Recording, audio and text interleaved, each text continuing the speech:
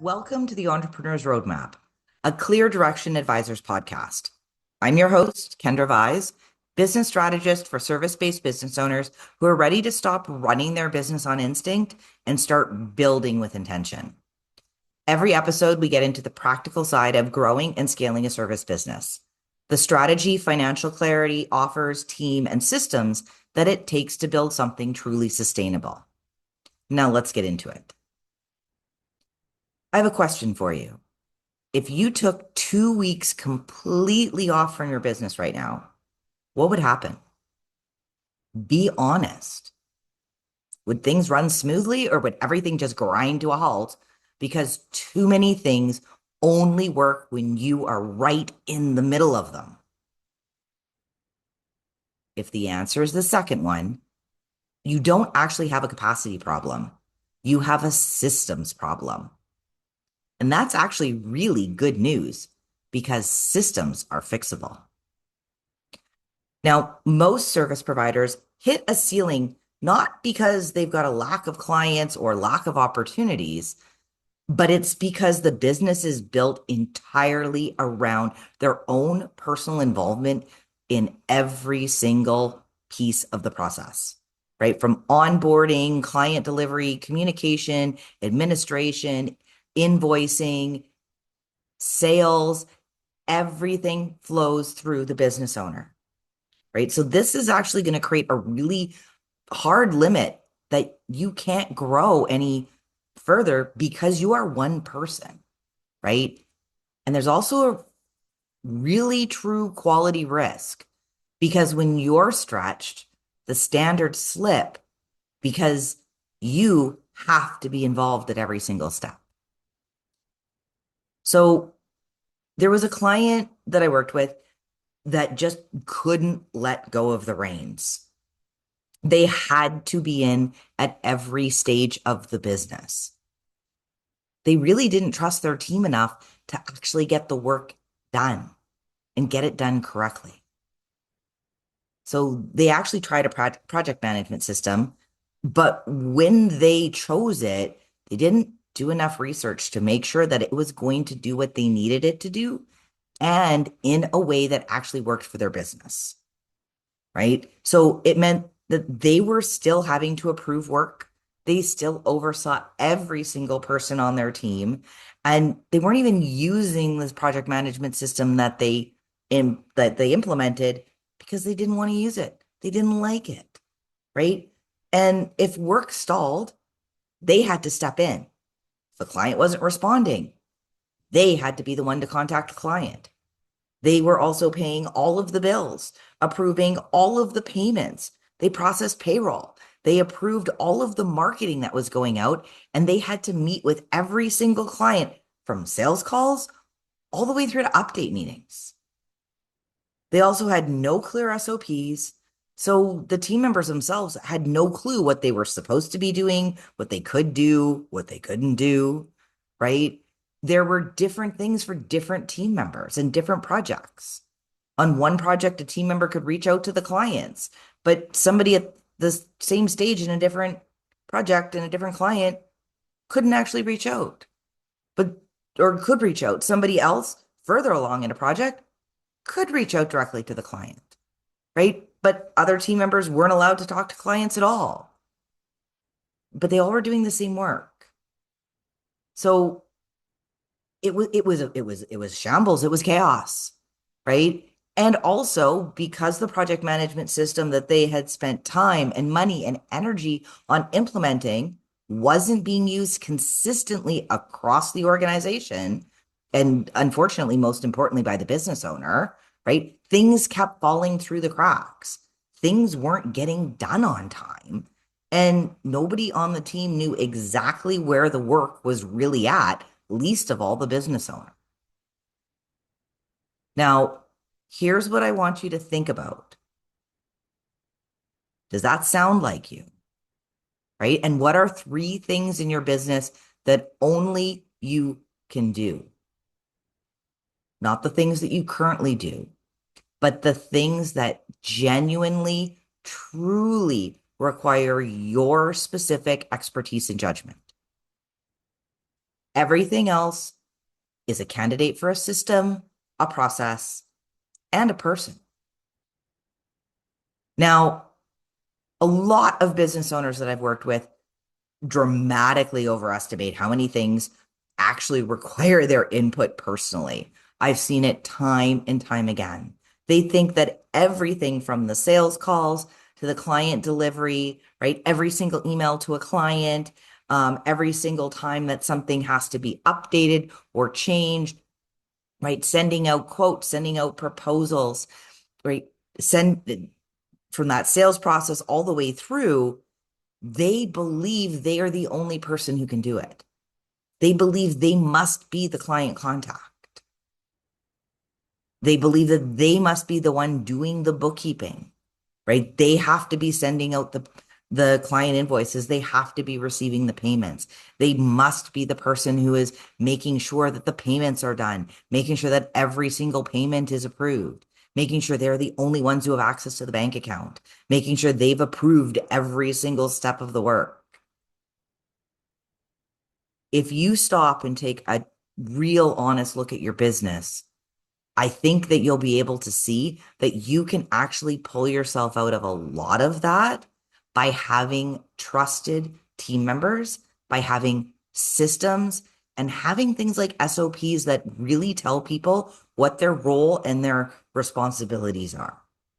There is, of course, trust involved. I'm not, right, have to have some trust.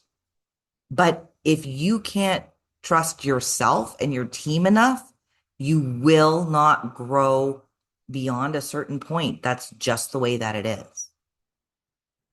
Now, where are some of the places that you can actually look at to start building your systems?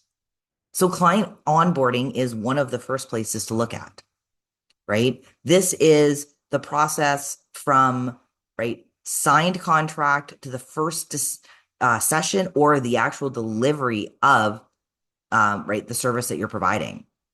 So if this isn't systematized in some way, shape, or form, every client starts with a completely different experience, and you have to reinvent the wheel every time. Even if you are quoting each client by taking in their, right, their unique information and then creating a quote for how much it's going to cost them to work with you, if you honestly look at your client onboarding process from that point where they say, yes, I want to work with you, to, let's say, the first session or the actual delivery of the service, I'm betting that you can find places in there that you can systematize or delegate the work. Then we're going to talk about, right, the service delivery. So these are those repeatable things of how you do the work. It's not the thinking, right? That thinking is yours and yours alone, but it's the structure, the touch points, the documentation, the communication with the clients. I'm going to guess that especially if you have a team or you're thinking about adding, right, people to help you with the service delivery, there are absolutely 100% repeatable pieces. And those are the things that you want to make systems for, right? And those systems are going to help your team, they're going to help your clients, and they're going to help you. The next is the financial side of your business, right? This is the invoicing, the tracking, following up on late payments, right? All of these things include, right, and also payables. What bills do you have to pay and when are they due? They all need to run on a schedule, not your memory. And for most people, you as the business owner doing all of the bookkeeping and data entry and payables is not the best use of your time, right? You can be going out and doing more revenue generating activities, whether that's networking, right? Sales calls, doing follow-ups with clients, which again, even the follow-ups with clients may be able to be, right, bring in someone to help or set up a system for. But you as the business owner shouldn't be doing all of the bookkeeping and all of the accounting in your business because it's not the best use of your time. What if instead of you sitting there doing the books, you have someone else coming in and doing it? And like I said, now you're doing the revenue generating activities. And that can even include service delivery to your clients, which is right billable work that you are now adding right to your revenue. The next piece to look at is communication and response. How and when you respond to client inquiries or right potential inquiries, somebody who wants to have a sales call. How do you respond to client questions? Who and when do you do follow-ups? Right? So having boundaries here so that you as the business owner aren't doing everything and having systems in place are going to protect your time, but also the professionalism of your business. Right? And again, the client journey will be consistent when you know what are your timelines for responding when somebody says, "Hey, I'd love to jump on a call with you." Right? Who is responding to that? What message are you sending them? A client has a question. Who on the team is going to be responding to that? And again, what is the response time? Somebody has to follow up with somebody, whether it's, a client inquiry, it is a contract that's been sent out, an invoice that hasn't been paid yet, right? Or even asking for a testimonial when you're done working with a client. Again, having that in place means that you may not be the one who has to do that every single time, and everything is going to run smoother when you have those systems in place. The last and final place to look in your business, and again, each of these spaces really truly think about where do you need to be involved, right? The last one is that offboarding and referral. So when a client engagement ends, whether it is right a project that you've completed or if it's a long-term contract and it's ended for whatever reason, how does that end? Right? And then what happens next? Now, most businesses are going to leave significant revenue and referral opportunities on the table because there's no system for it, right? Someone's done, send the final invoice, send the project results, right? Send the final work, done. There's no follow-up to say, hey, it's been great working with you. Would you like to leave, a testimonial? Here's some help on how to do the testimonial, right? Any of these and just keeping in touch. And then again, also making sure that when a client engagement ends, you're staying in touch with that client because what happens if in the future they've got something else that you can help them with? If you haven't stayed in touch with them through some sort of system, they may go and work with somebody else, right? So when you have systems in your business that work and are used, remember the story before, right? Project management system that actually wasn't used. The systems have to be used, but everything in your business is going to run smoother, right? So when everyone on your team understands their roles and their responsibilities, they're actually going to take charge, right? They feel empowered and they are empowered, right? And you as the business owner don't have to step in and manage every single thing because you know that your team has your back, right? They are there and they're going to do their job. They're going to do their job well, and they know exactly how they fit within the company. Now, instead of the chaos that I was explaining before, where nobody had any clue what was going on in the business, I want you to just sit back and picture this. You come into work on a Monday morning. You know that there are projects that are due Wednesday. And again, as the business owner, you still want to have an idea, right, of how the work is coming along. You want to make sure all of these deadlines are met. Absolutely nothing wrong with that. But instead of you having to track down different team members and panicking if you can't find somebody, you take a look at one screen and you see that all of those projects are on track. But you also know that there's another project due next week. And you take a look at that one and you see that it's been delayed. But instead, again, of panicking and tracking down somebody, one of your team members to find out what's going on and, what's come off track. Is it us? Is it the client? You just stop, pull up the project in your systems, and you can see exactly what's going on.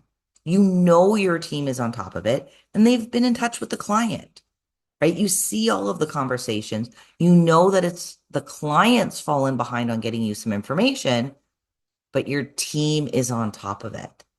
You don't have to panic. It's all there in one easy system, right?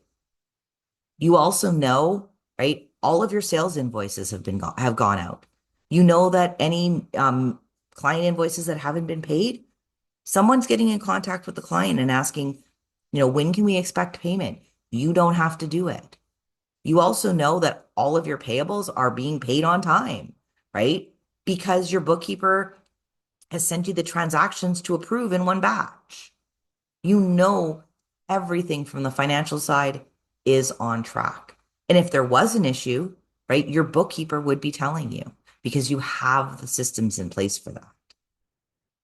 So again, picture it. It's Monday morning. You have an update on all of the client work going on. You know your team is completely on top of everything. And if there was an issue that they needed your help with, they'd be reaching out, right? There would be something in those projects flagging saying, "Hey, I need you."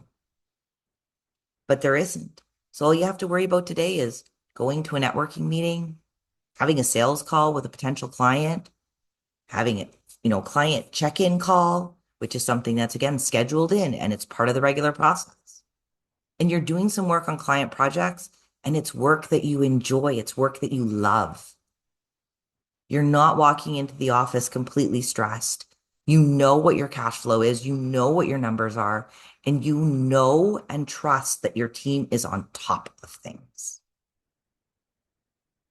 Now, I hear from service providers a lot that they simply cannot systematize their work because what they do is just too bespoke, right? It's too relational, it's too dependent on individual judgment.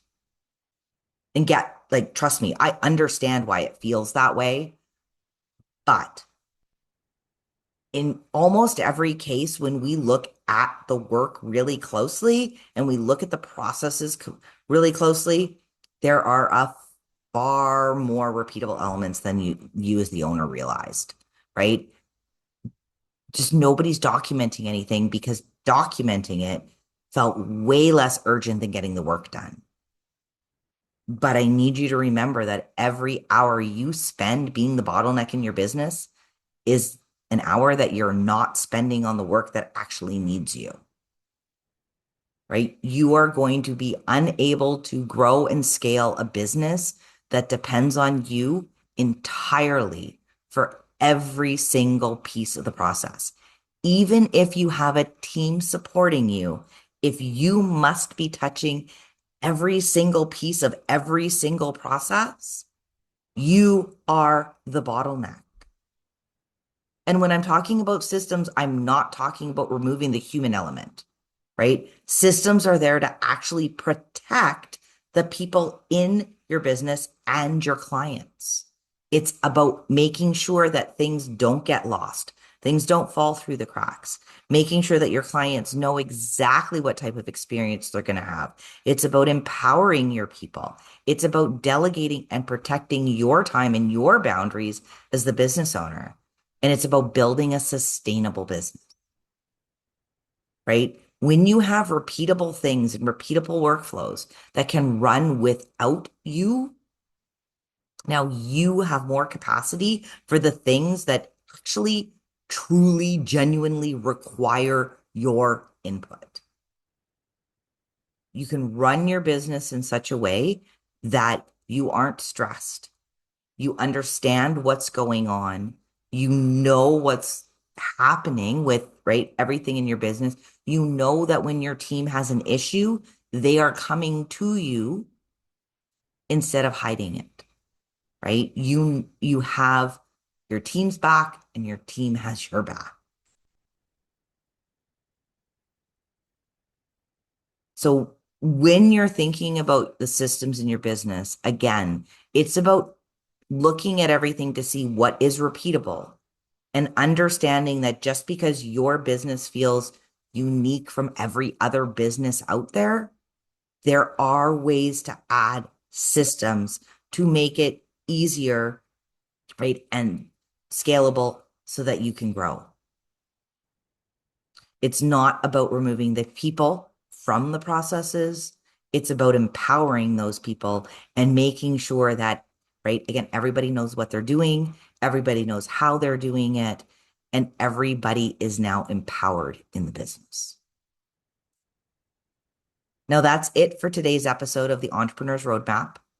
If what we talked about here today resonated, right, don't forget to follow and subscribe because you don't want to miss any future episodes. You can also follow me on my social media or sign up for my newsletter. All the links are in the comments. And when you sign up for my weekly newsletter, if you haven't already, you get a copy of my 5 key strategies to scale guide. This is going to walk you through some questions in 5 key areas of your business, right? That when you have all of those areas in order, it's going to actually help you grow and scale with confidence. And every week I write about the practical side of building a service business that actually pays you well. Like the strategy, offers, financials, systems, team, and all of that stuff that most business content just skips right on over. So you can sign up at cleardirectionadvisors.com. Again, I've put all the links in the show notes. In the next solo episode, we're going to be talking about hiring. So this is specifically how to make your first or next, right, hire a strategic decision rather than a rescue mission. So if adding to your team is something that you've been thinking about, don't forget to follow and subscribe so you don't miss that episode. Now, until next time, see you on the road.